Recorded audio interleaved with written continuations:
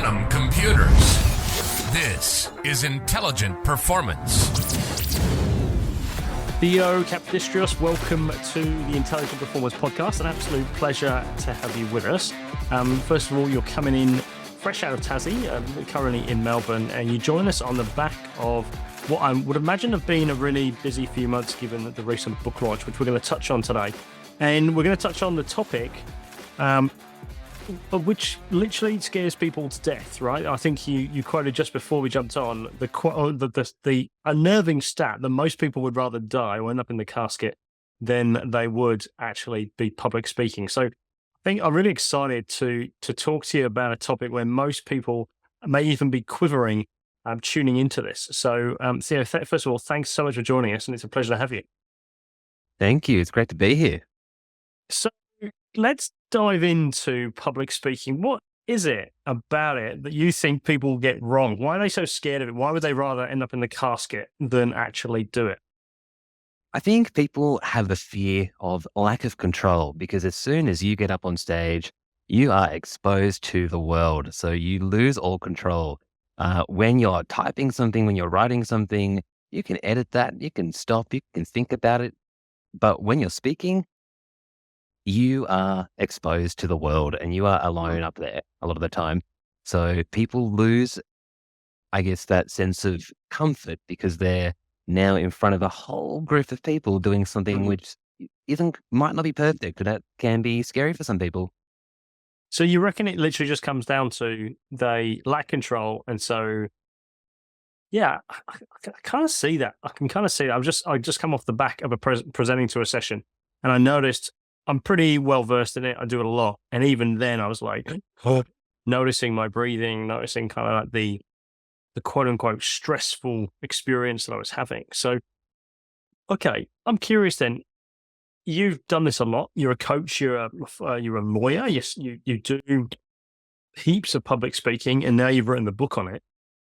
I'm curious, how do you help people get beyond that? Or maybe let's touch on your story. How did you kind of go beyond that? Because certain people do seem to kind of come to it naturally, right? They do. There are people who just have that ability to get up in a room and speak comfortably, which is great. It tends to be the extroverts who aren't afraid of people and aren't afraid. They have no shame. So they're happy to just talk for the sake of talking. I guess for me, I wasn't always a confident person. I was pretty shy growing up.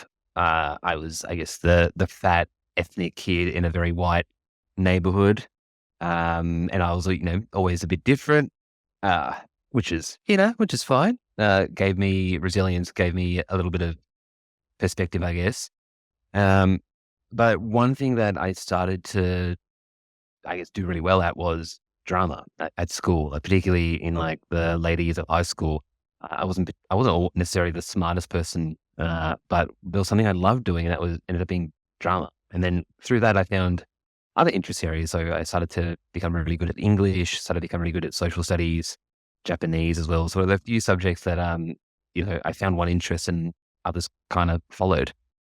So I guess in terms of the speaking stuff, obviously I started speaking more and more through, the later years of high school, through, I guess, the drama stuff, through, school, later in school as well, doing legal studies, and just started getting more exposed to it. So the more I did, the more comfortable I felt doing it. And I think that's a big part of it. So often if you haven't spoken for a while or had to actually step in front of a room, you forget what it's like. So you become anxious at the thought of it. But as you do it more regularly, it becomes like second nature, and you start to become really comfortable, and it's not one of those, I guess, uncomfortable things for people. But and I guess with coaching people, a lot of it's mindset. So I always say to people, why do you feel this way? Like, why do you feel that anxiety? And I really try and dig into that, because there could have been someone's experience. They might have a story, something that's happened to them in the past, and that's preventing them from feeling that level of confidence when stepping onto a stage. So it's always important to dig into that, the reason why someone feels that way about this experience. And then from there, how do we move forward? how do we tell ourselves that, no, this isn't a problem, and instead we can actually do this, and it's not going to be an issue, and then at the end of the day, it's actually going to be good for you because this is a leadership skill that you can, use for all sorts of things in your career. Yeah. It's an interesting, I think it's definitely a leadership skill, isn't it? And I think people kind of discover it. Maybe it's kind of like you're thrusted into it, right? Or when you're in a team meeting and all of a sudden they turn, hey, so what do you think, Sam? And you're like, oh, crikey. And then it's like, it's on. And I remember being at an executive breakfast just recently, and the microphone was going around the room. And I was like, oh, it's coming, it's getting closer. And it was really real for me, that kind of level of kind of trepidation about what was I going to say. And it became very weirdly like insular, like it was just like, I couldn't even see anyone else. It was just like, and so I'm curious, how do you then, okay, so what if there was some sort of trauma in terms of which has happened, and the trauma not necessarily maybe massive, but like in that space of, when I was 6, like they laughed at me in a school or something like that. Like it's significant, but it's certainly not necessarily perhaps ongoing. So yeah, how do you start to kind of tread that path forward, I guess? Takes a little bit of courage, right? So I think you just need to be able to step forward and put yourself in a position where, okay, I am going to try this again, and I'm just going to do a little presentation. So I think easing into it. So whether it is in a team meeting with a small group of people doing a presentation, and then to the whole company, it's a bigger presentation, and then it could be a conference. It could be something like that. I think it's really important to ease in and just to give yourself that opportunity to actually try, because you need to gain courage to then build confidence, because you don't suddenly just you don't wake up and say, I'm confident. You become confident because you've proven to yourself that you're able to do it. So you see that build that courage until you get to the point where you feel confident. But I mean, with our brains, they're silly, right? So we feel, I guess the body feels anxiety and excited in the same way. So you get the same sort of symptoms. So it's really important to convince yourself that, no, I'm actually not scared. I'm excited.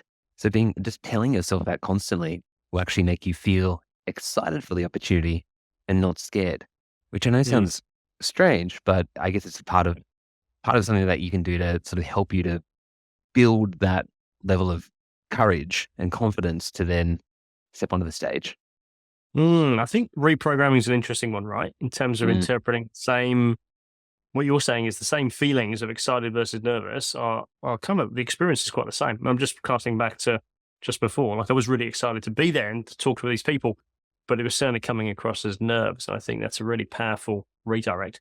Tell me about your story, Theo. Like, how do you end up being quote unquote an authority in this space? Where do you feel like you've developed the expertise in being able to help others to navigate such a critical skill?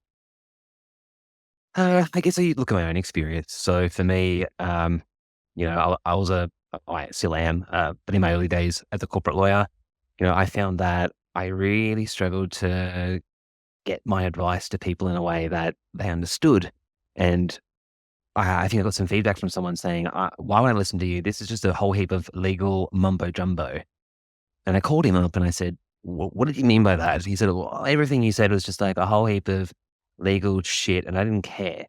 And I said, well, let me break it down for you. And then we just had a conversation where I explained everything in very basic terms. And then for him, he said, that I understand, that I get. And I thought, okay, so the thing for me is I now need to transform how I communicate this information to people. And that kind of stepped me on the path for what I, do now in terms of helping people with communication, presentation, and public speaking skills. I guess with that, the thing that helped me to essentially become an authority in this is that I run TEDx Hobart. So I now help people to do, an 18-minute talk without a script, focusing on an idea where it could be a super technical piece of knowledge or research that they've done, and transforming it into the an easy to understand topic that is going to be accessible to the world. So we've had some of our videos reach, I think our top video at the moment has reached over 4 million people, 4.3 million people. So, people from all over the world have seen a talk from, TEDx Hobart, where the topic could be the most complex piece of research, but it's delivered in a way that is so easy to understand, everyone wants to get around it. Yeah, interesting. And that's a really curious background. So tell us about TEDx Hobart, because that sounds like TEDx and TED in particular. I read the book recently, How to Talk Like TED, after a recommendation from one of my guests on here, actually, funny enough. And it's a really interesting platform, right, TED, in terms of what they've been able to do to take, as you say, really complex messages or complex things, turn them into easily navigatable, absorbable, interesting almost, not almost, absolutely. And sometimes, like really far out. Like I remember the musical one by the guy who's passed away now, I believe, but like when he talks about music and the composition, and many people would kind of know the one I'm talking about, even though the name escapes me. So it's like, it's kind of got this brand of its own, right? So when it comes to people maybe who apply, engage, or you kind of pick up in terms of TEDx, what are some of the biggest issues that you see coming through the door, as it were? I guess issues in terms of, I guess people that want to get onto the stage but struggle to. Um, so we see, 300 plus applications come in for one event where we only Wow. have like 10 spots on stage. But the biggest thing is people, you know, submit an idea that's not actually an idea. So people will talk about something which, they think is just the most important thing in the world, but isn't new, isn't innovative, and, doesn't really match the sort of criteria that is a TEDx talk. So I remember one year I had this one guy who followed up with me, I think 10 times, because we hadn't responded to him yet. And his topic was something about, how you can incorporate love into every day. And I thought, what are we learning about that? And the blurb was Mm. something about, oh, if you just love a little bit, it'll help you. And I thought, well, what am I learning? Like, what is new or innovative about that? Like, is it just about being a nice person? Because if that's not something that people do generally, then I'm concerned. Yeah. Uh, Compared to something, I guess an important distinction as well is, people that submit a conference topic because this is something they've spoken on or are really confident in, compared to that of an idea. An example I Mhm. give of, a topic versus an idea is, a topic might be, having a pet cat is great. Okay, awesome. But an idea is having a pet cat can prevent loneliness and extend your life. So that then becomes like a really interesting, oh, okay. So having a Mm. pet cat can lead to all sorts of amazing outcomes. And here's some evidence to support that.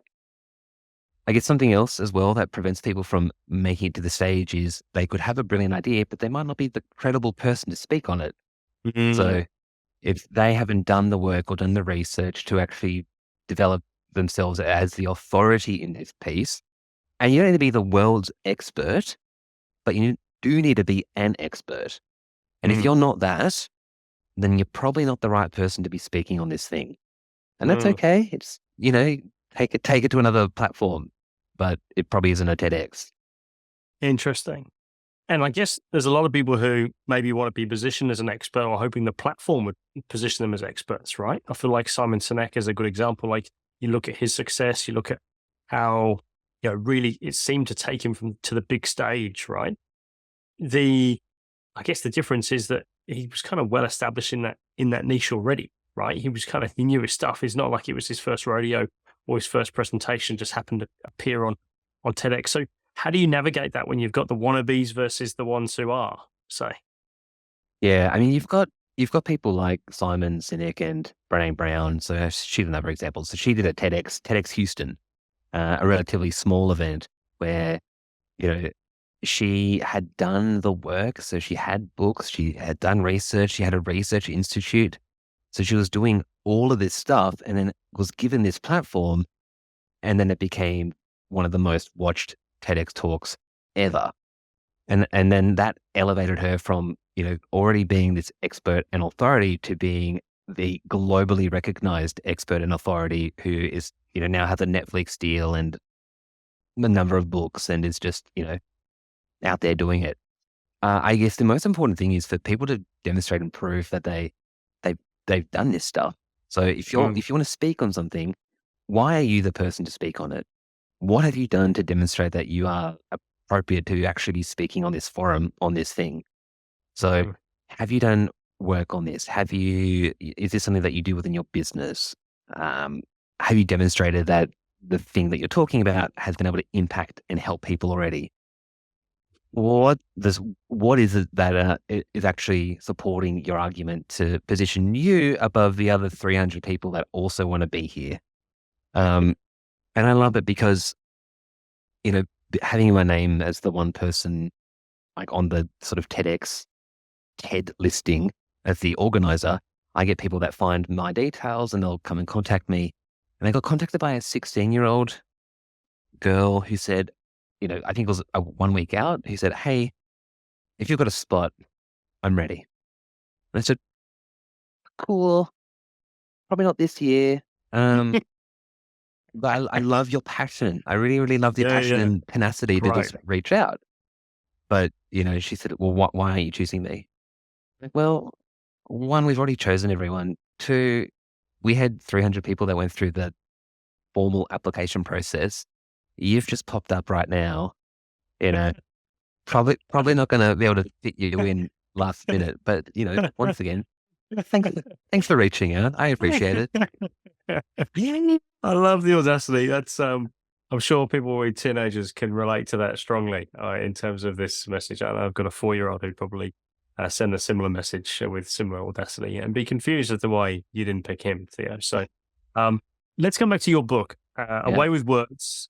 You've released it in June. It already reached Amazon number one bestseller. And I'm curious, you've got in there like this kind of the 5C methodology. Talk us through how you think this is quite different from perhaps how other people might be approaching this space currently. Yeah. I mean, for everything I do, I try and provide things in a systematic, ordered way. And the 5C methodology, I guess, helps people to do that. So there's a number of different frameworks within that as well, which, you have to read the book to find out. But the 5C methodology itself, provides, I guess, a bit of a framework for people to sit down and think, okay, if I've got to do a presentation, I've got to put a report together, I've got to do something communication related, I'm going to follow this methodology to then get me to the point where I'm feeling good to share this message with the world or this room of people, whatever it might be.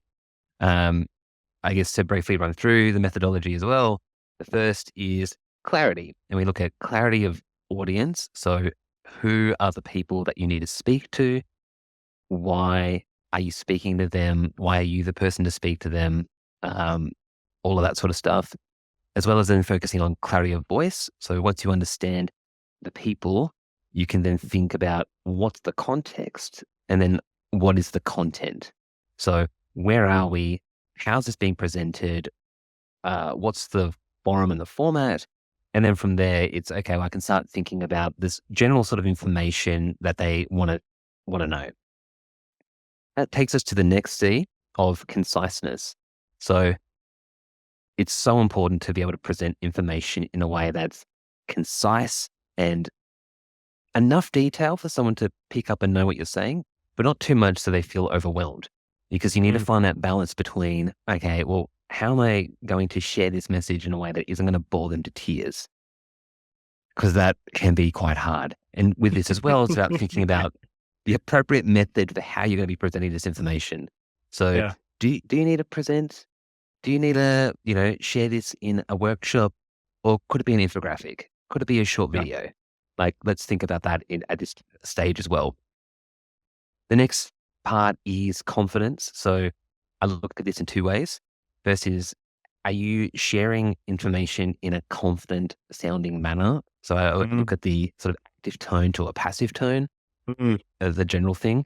But then also, do you have confidence in yourself and your ability to be the person to share the message? Because very likely you are the right person.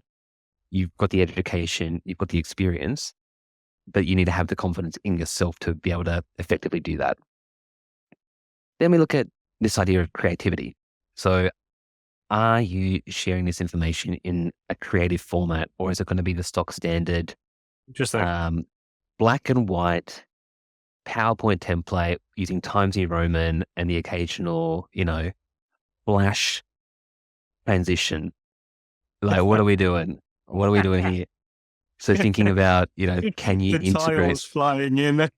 Oh, or like each letter for a word coming out in like a sound of a bullet. With the gunfire. Yeah. I love that sound effect. Yeah. Not tacky, but we love it. There was a period when it was cool. It's Yeah, it was. I think that's the 80s, but yeah. before my time. And then I guess with that as well, thinking about is that creative approach, like, can you integrate some elements of interaction or something within all of this to make it a bit more fun and interesting and engaging? And then the final piece is connection. So we should use our communication to effectively connect with our audiences. So are we building authority and actually being effective in sharing this, building trust with our audience, being our authentic selves, because it's so important that we have to be true to who we are and present in a way and share information in a way that is true to us as individuals compared to what people expect from us. So although I'm, a lawyer, I'm generally going to be pretty casual in how I share information because that's just how I am. So I want to ensure that when I'm sharing legal opinion or legal advice, I do so in a way that is true to me and it doesn't come across like cardboard, because that isn't how I generally do stuff. Yeah, I think that last connectedness or connection is a really interesting one, right? Because I think I'm surprised why you put it last, because I feel like often it's arguably the most important thing. I remember I often share this story about my wife did this presentation in Sydney. It was on Sydney Harbour, and we were out on the veranda looking over Sydney Harbour. It was beautiful, and it was part of the Vivid Sydney a couple of years ago now, or a few years ago. And I remember first she was working on this, going through a script and really trying to memorize the words. She goes on stage and she nails the speech. Like, she gets it word perfect. But it was always one of the worst speeches I've seen her do, because it really didn't come across at all like she connected with the audience. She was just regurgitating a script. And I feel like connection's a really interesting one, right? In that it often gets missed as a piece of communication. So why did you put it last? Or is it not necessarily, it doesn't sound like it's a kind of an order necessarily, but it's more like these are the kind of the 5 things to really focus on. Would that be right?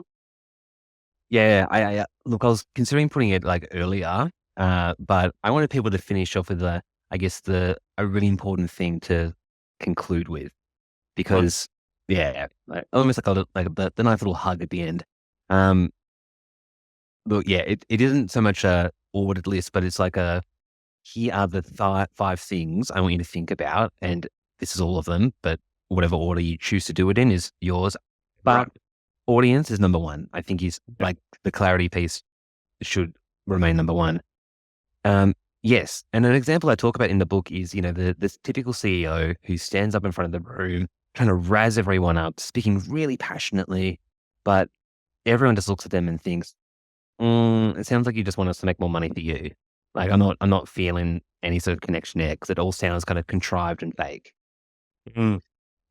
Compared to, someone like I've been to some conferences where you've had someone, share a very personal story of themselves, and then they just burst out into tears, and then everyone else around them is just, moved as well, because it is such an important message, and that you can tell that they're being authentic. People have connected with their story.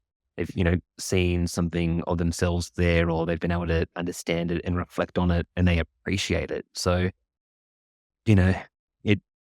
it's so interesting as well, I guess, when you do have that incredibly polished piece of like a presentation, but it comes across as being fake or not authentic, people will smell that. Like when you're not being Mhm. authentically you, people smell the rat. Mm. So Yeah. I guess this is part of, that building a connection piece is if you're not being true to yourself, then your audience isn't going to like follow along for the journey. Don't buy it. Yeah. It's interesting how you can pick that up. I saw the Optus CEO recently on LinkedIn. I'm not sure if you've seen that. He keeps coming up in my thread and he's talking about how you can try out Optus without actually owning Optus or something like that. I was just watched his video message. Obviously he's kind of new. Obviously they're trying to change the quote unquote the brand of Optus in terms of their awful data leak which they had not too long ago. And he's there, and you can tell he's actually reading this message, and it comes across. He's got these really authentic words, like we're really excited about this, but he doesn't look that excited, and he kind of has to be reminded about the whole message. And you're like, wow, it's a real missed opportunity. I kind of get what they were trying to achieve, but I feel like execution and that connection is really missing. And I feel like in social media, if you miss that box, especially these days where it's become so intimate, people sharing incredibly close things, super personal, it just doesn't fly or doesn't connect as you say, right? Completely. It's just something about it sometimes just seems fake. And you think, Yeah. well, what are you doing? And then, yeah, because I don't know. It's really obvious when someone is either reading something straight from a script or it's incredibly rehearsed to the point where you've lost the life in it. It doesn't sound like, oh, this is something where, you're actually being vulnerable or authentic. You're just regurgitating some stuff that you think is going to be good for people to click on. And, Mm-mm. it's not good. It's not going to get people where they want to be. In fact, it'll probably do the opposite. Do the opposite, yeah, for sure. Let's go back to conciseness. I love that one because I think it's often overlooked by people in terms of how critical it is. I notice in terms of my questions, in terms of doing this, the ones who can be concise, tell something a point, and then allow us to move on versus the ones who spend 4 minutes explaining how they got out of bed this morning. It's so tricky to navigate that, but it makes such a difference in terms of how compelling the message is. Conciseness, how do you actually, let's say you've got this big message, how do you kind of get to the essence or the most critical? How do you shave it? How do you make something concise? I always think the first thing you need to think about is what is the overall message I'm trying to share? So can you articulate that in a sentence? Yes? Great. So you've got your one sentence. What other information do you need to make that worthwhile? Find 3 dot points that actually articulate that. And then that ends up being potentially enough information, right? You can always obviously flesh out some of that stuff to give it a bit more life. But, sometimes you just don't need to give everyone the, kitchen sink to give them the idea of like what they actually need to know. Sometimes using a communication structure can be really useful. So Matt Abrahams where is he? He works somewhere really cool. Some university. It escapes me. Unhappy. But Sorry. that's fine. He talks about the what, so what, now what method for how to Right. structure information. And it's something I talk about in the book as well. So the what part is if you've been asked a question or, you're sharing a message about something, highlighting that piece initially to say, look, I'm going to tell you about blah, blah, blah, blah, blah, or you've asked me a question about blah, blah, blah. The so what is the practical information that connects that first piece to the information you want to share. So for me, it could be, I've been asked a question about, I don't know, whether someone can disclose this person's personal information to this other entity. Then I would go through a little bit of legal explanation as to that. That's in the so what part. So, then it's the now what. So what do I want people to do with this information that I've shared? Is there anything to do? What's the call of action? Yeah. And then being able to conclude with that. So sometimes having a structure gives people the opportunity to actually frame up what they want to say and prevents them from steering down these paths of, oh, but I remembered this and I want to throw that in there and here's this other thing.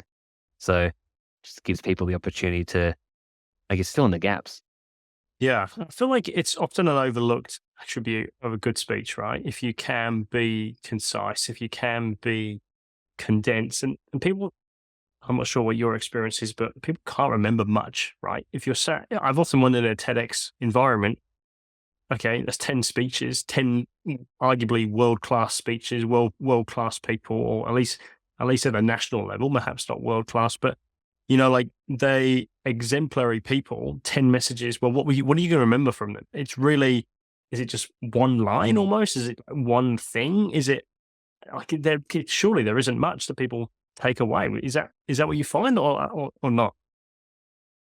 It depends, right? So, with a TEDx event, for example, let's say that you've got 10 people talking, you might only connect with a couple people.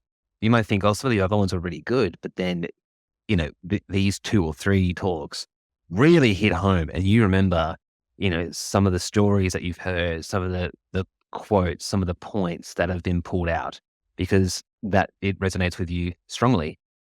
But, some people, because I talked to people after the event and they said, oh, I loved this. I loved that. I loved it when this person spoke about this. And, oh, that point he made about this.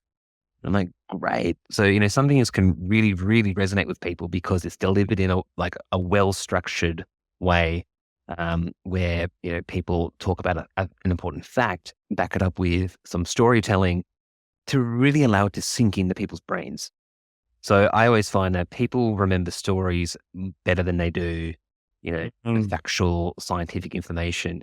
But some of the stuff I talk about in my book as well is, if you are making a main point, you need to be able to appeal to all of your audience. Some people are more left brain leaning, so they love that factual statistical information. And then others are more right brained, creative. They love a story. They love a little video. Can you make your points using both methods? Because then that will allow you to reach your whole audience. They might not remember everything, but they'll be able to take something away. And I think with every talk as well, they should always conclude with a call to action. If people remember that, then, that's great. Because I think, then, their time's been, used really well to listen and pay attention to these big talks. And what do you mean by call to action? Because in a TED context, we're talking about, it's not necessarily a sales pitch. In fact, I gather it's not allowed to be, or something along those lines. Yeah. So what's an effective call to action in that context where it's kind of informational, sharing expertise? Well, I guess the point of someone doing a talk is because they're sharing an idea. So they want to hopefully impact people's lives by changing something, doing something, whatever it might be. So the call to action could be, hey, we're not hey, but from now on, you'll understand how to eat more effectively and how to share with the rest of the world, with your family and friends, that important nutrition is important for good health and your life. Okay, great. That's a fantastic call of action. Someone else's from my event this year was about fashion and how fast fashion is killing the environment and it's not good for sustainability. So her whole thing is her story was about, or her talk was about, every piece of clothing has a story. It's important to understand the story that the piece of clothes that you're wearing actually have to tell, and think about what you are buying. And those sorts of things can be really impactful because you stop and think, oh, you know what? I do love buying from insert store name here, and it did cost me $5, and it probably wasn't made in the most ethical way. And maybe I don't want to do that moving forward. So you're really trying to change people's behaviors, how they think about something. That's the call to action. I love that. It's a very powerful way, I guess, it kind of speaks to the power of story. I remember thinking about, someone shared the other day about the difference of story, or the power of story, if you contrast like the 10 Commandments versus the story of Adam and Eve. Like none of us could probably, well, a few of us could recount 10 Commandments straight off the bat and what they are in what order, but most of us can recall the story of Adam and Eve, and it's quite extraordinary, just the difference in those two things, right? So last then, creativity. I'm curious, probably one of my favorite words, or one which I've kind of come to appreciate more and more.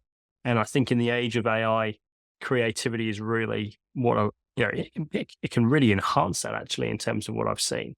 For you, there's a lot of the same messages out there. There's lots of books on communication. There's lots of sharing something creatively can arguably make a huge difference, right? So how do you think about that in terms of like, is there a structured way to be creative? That kind of sounds counterintuitive, but how do you kind of guide people through that process? I look at this in a couple of ways, because sometimes if you're in a company and you're in the company context, you might get stuck with the company Yes. template and, I've got to follow the guidelines for branding. So I have to use this logo and this font and all this stuff. But in terms of the delivery, so do you need to just stand in the room and talk at people? Or could you add some creative elements in there, such as videos, a Slido to get people to interact? Could you break parts of it up so it becomes like a practical workshop? That everything you need to do, need to follow one person standing there reading the Times New Roman font on a screen. I just think there are like creative elements you can include that can make it a little bit more fun. So that's one part of it. Another is, being able to add in particular elements that can actually enhance how you're delivering the message. So, that could be, once again, adding in some practical elements. That could be thinking, okay, well, if I throw in stories, throw in case studies to make this a bit more user-friendly to actually enjoy this experience compared to recanting a whole heap of facts, statistical information, and boring graphs. I was emceeing a conference earlier this year, and it was really hard for me because it was so dry, and I had to pop in between and try and like bring it to life. So I was engaged to to be fun.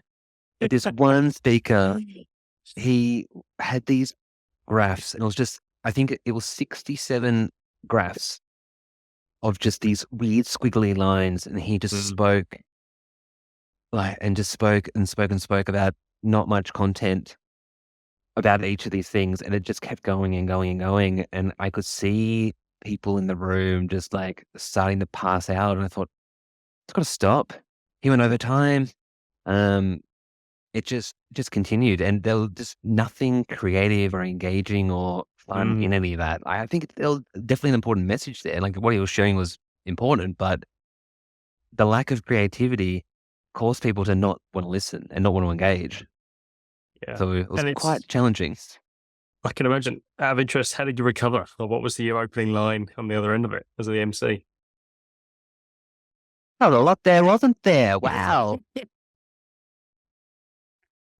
So much to think about. Okay, well, let's move on.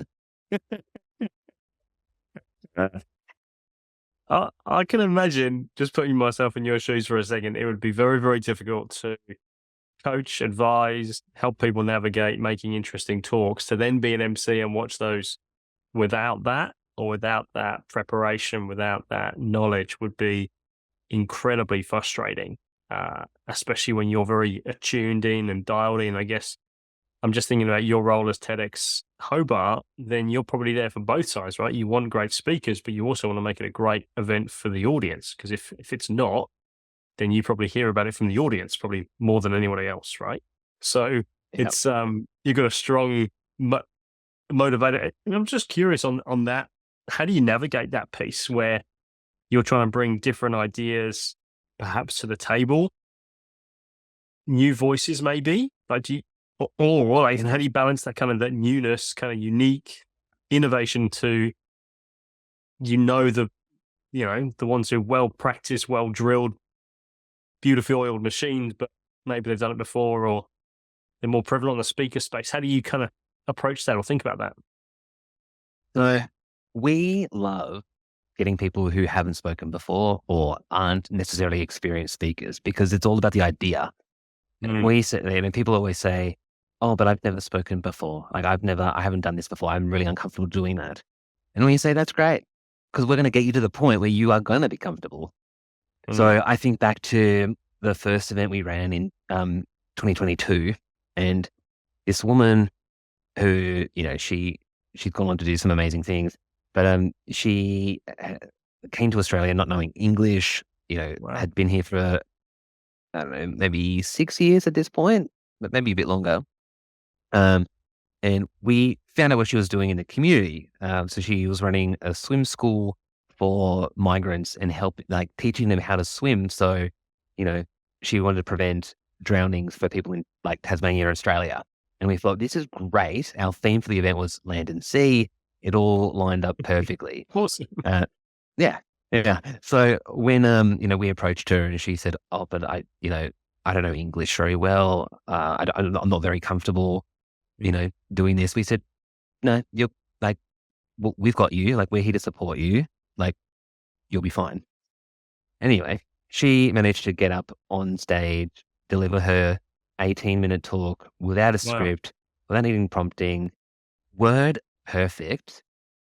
And it was incredible. Like, it was just one of the most powerful talks I've heard on our stage anyway. And it was just phenomenal. So, we love the fact that, people may not be the most comfortable presenters because we know that we can help them to get to that point. Got you. That's great. Yeah. Really powerful. And I think it's, that's cool because a lot of people got some, it's interesting. It's always, in some ways, it's inverse, right? People with really interesting stories often don't want to share it versus people who don't have very interesting stories are really pro to share it. And, and there's a lot of people in the speaker sector who are kind of in that category, right? Where it's kind of like they haven't done the yards, but they kind of, I was employed once, and so now I'm ready to speak about employment across everyone. And it's like, whoa, hang on a second. So it's super powerful that you can help people craft a message, especially if they don't come from that kind of quote unquote speaker background or wannabe speaker. So very cool. Okay, so in terms of takeaways, the what now, Theo, in terms of the call to action, how do we want to close this podcast out in terms of call to action for yourself? Oh, look, if anyone wants to, learn a bit more about what I'm doing, see what I'm up to, or, talk about all this fun communication stuff, I'd love people to connect with me, whether Awesome. that's on Instagram. You can find me at Theo Kap88. You can find me on LinkedIn, Theo Kapodistrias. Or maybe you just want to buy my book. It's available on Amazon, Kindle, paperback. It's called Away with Words. And it's the cover is a microphone on fire, so you can't miss it. I love that. No, it's very, very cool. I was looking at the reviews early this morning, and it's I think in terms of preparing people for an experience where they would rather die than communicate, I feel like it's a very topical and very appropriate book. So, Theo, thank you so much for taking the time out to speak with us this morning. It's been an absolute pleasure. Thanks so much for having me.